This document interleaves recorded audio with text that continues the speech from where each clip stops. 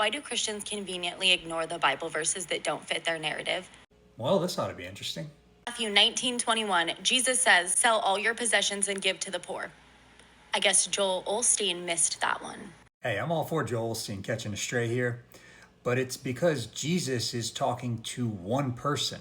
He's telling one guy that he's idolized his possessions and that in following Jesus, he needs to get rid of those and he'll have treasure in heaven. So instead of accusing Christians of creating our own narratives, you should actually just read the narrative of which you're pulling a verse out of.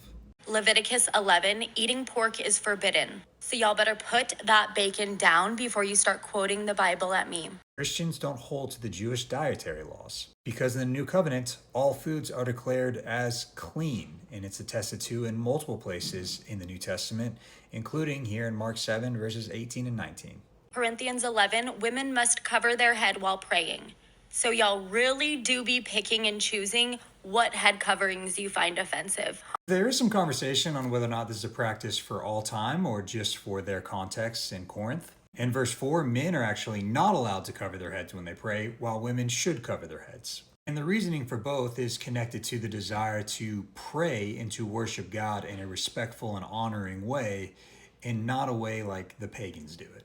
Which is why many scholars and interpreters view this as a cultural command, not a command for all people at all time. Romans 13, obey the government because all authorities are established by God. God must have changed his mind on that one, right? I don't know what she's getting at. This is just a general principle that Christians should be law abiding citizens. However, there's clearly multiple places throughout the Bible where Christians or Jews stand against the government whenever they would try to press upon them something that would try to usurp the ultimate governing authority of all things, which is God. Peter 3, women shouldn't wear jewelry or braid their hair. Someone isn't reading their Bible.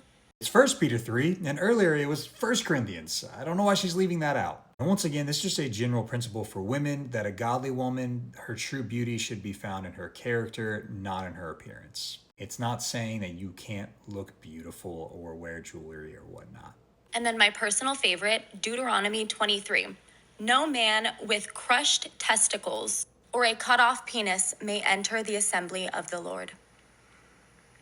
So I'm going to need all y'all circumcised and vasectomied men to get to the back of the line. I'm not gonna lie, it's so ridiculous, it's not even worth responding to. Like, if you really believe that, I can't help you. But overall, Christians do not ignore Bible verses. We just read them in their context.